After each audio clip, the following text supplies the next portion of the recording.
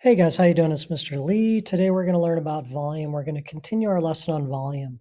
So last time we learned about the volume of a cylinder and a prism, and we figured out that the volume of a prism is just the area of the base. So whatever the base is, whether it's a triangular prism, rectangular prism, pentagonal, hexagonal, octagonal, whatever the base is, get the area of the base, and the book calls that capital B. Okay, and the area of the base depends on what the shape is.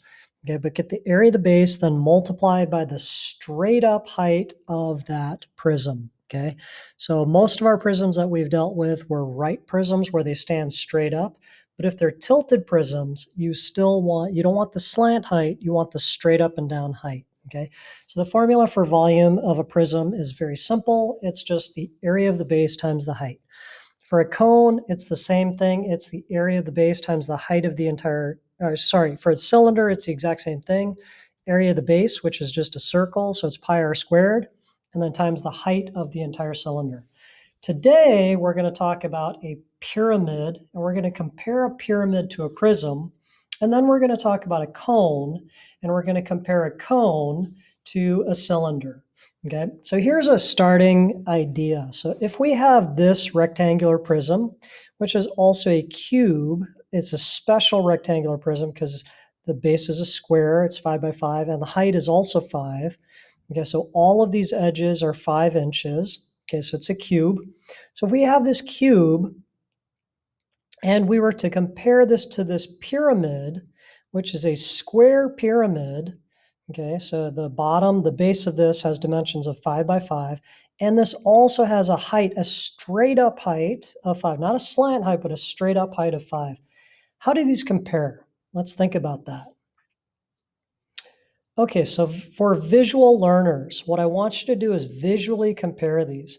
So if I were to start with a cube and I took a point right at the top of this base, right, on this top face, if I took a point that's right in the middle of this, okay, if I made a diagonal and drew a diagonal, and where did those diagonals cross? Right in the middle. So I took that, and that's the point or the vertex, okay, of my pyramid, and then I shaved away everything in this cube that's not a pyramid, I would be left with a pyramid. Well, you can see that the volume of this pyramid is much less than the volume of this shape here, this cube that it originally came from, that was carved out of. So here's my question. Type in the chat, do you think that the volume of this is going to be, there's a special ratio, a special relationship. Is this going to be half of the volume of this? Or is this going to be 1/3 of the volume of this? Or is this going to be 1/4 of the volume of the original cube that it came from? So type in the chat, is it going to be half, 1/3, or 1/4? Go ahead, type it in the chat. Okay, so hopefully this reminds you of a question that I asked you a long time ago, okay? And it was a different situation, different question when we were studying polygons, but this shape, okay, this shape right here, it's going to have 1/3 of the volume of this shape that it sort of came from, okay? It's 1/3. So the volume of this pyramid is just 1/3 of the volume of the cube that would sort of contain it, okay? So what does that mean? Well, the volume of this was just the area of the base times the height. So the volume of this is the area of the base times the height times 1/3, or 1/3 of the area of the base times the height, okay? So let's use that knowledge to do some examples. So here we have a pyramid. First of all, what type of pyramid is this? Go ahead and answer that. What type of pyramid is this? Well, looking at the base, you can see that the base is a triangle. So this is a triangular pyramid. Okay, it's also a right angle here, so this is a right triangular pyramid. Okay, so we know that the base is 4 by 6, and we know that the straight up and down height of the entire pyramid is 9. Okay, so what did we learn? We learned that the volume of a pyramid is 1/3 capital B, which is the area of the base, times little h, which is the height of the entire pyramid. Okay, well, what is capital B? What is the area of this base shape, this triangle? Well, the area of a triangle is 1/2 base times height, 1/2 little b base base of the triangle. So 1/2 of 4 times 6. Well, 1/2 of 4 is 2. 2 times 6 is 12, right? So let me go ahead and show you. So it's 1/3 of the area of the base, so that's 1/2 times 4 times 6, times the height of the entire pyramid, which is 9. So 1/2 of 4 is 2. 2 times 6 is 12, right? So this whole number is 12. So I have 1/3 of 12 times 9, okay? Well, 1/3 of 12, that's pretty easy. That's just 4, right? And then 4 times 9 is 36, okay? Now, is this answer complete? No, we're missing units, okay? And what did I teach you about volume? Volume is a three-dimensional measurement, so our units is going to be cubic meters, okay? Let's go ahead and do one more example. Can you find the volume of this pyramid now? Okay, so step one, identify the shape. What type of pyramid is this? Okay, can you identify the shape? Well, I look at the base and I see it's rectangular, but I also notice that it's a special rectangle because I have congruent. So if I have 4 congruent sides with a rectangle, I know that that is, and they're all right angles, I know that that is a square pyramid. Okay, so if this is 4, then this dimension is 4, that dimension is 4, and that dimension is 4. Okay. It's also giving me the straight up and down height of the pyramid is 2.4. Go ahead and calculate that, please. What's the volume of the entire pyramid? Okay, so we learned that the volume of a pyramid is 1/3 capital B, or the area of the base, times little h, or the height of the pyramid. So it's 1/3 of, well, what's the area of a square? It's just 4 times 4, right?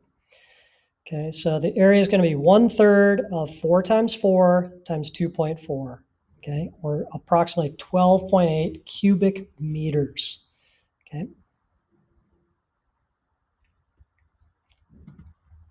Well, what about in the case where we have a pyramid, okay, that looks something like, let's see. No, these are all the same.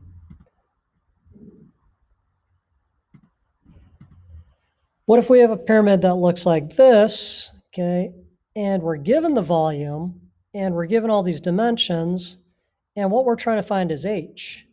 Well, just use the formula. Volume, capital V, is equal to capital B, the area of the base, times little h. So just solve for little h, okay? The area of the base is, well, the base of this little triangle is 4, and the height is 3. So the capital B, or the area of the base, is 1/2 of 4 times 3. Okay, well, 1/2 of 4 is 2. 2 times 3 is 6. So the area of this base shape is 6 square feet. Okay, and the height is, we don't know, is h, but the volume we do know is 14. So set up the equation. Well, volume equals 1/3 capital B times h. So it equals 1/3 of 6 times h, right? So here, set up the equation. Volume equals 1/3 capital B times h. Capital B we solved is 6, so plug in the 6 there.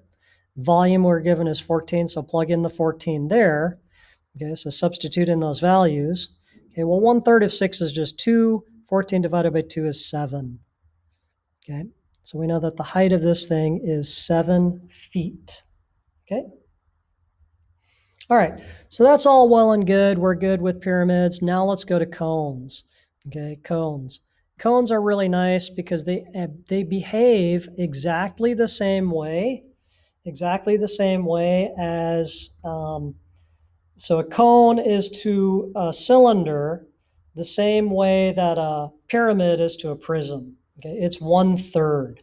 So if you can visualize the cone that this thing fits into. So if this were to go straight up, and then there's a circle on top, okay, that has a radius of 10. Well, the height of this thing is 8.4. The radius is 10.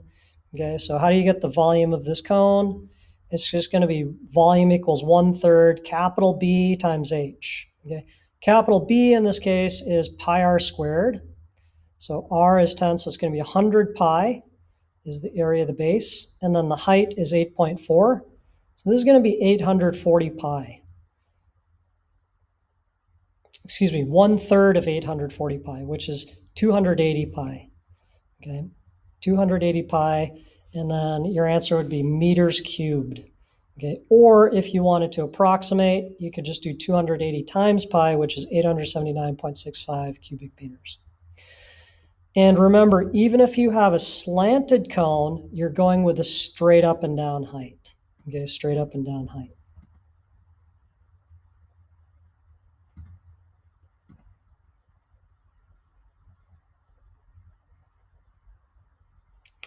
Okay, guys, that's all we have. The rest of the period, you're going to be working on your homework. Thanks, guys. See you next time.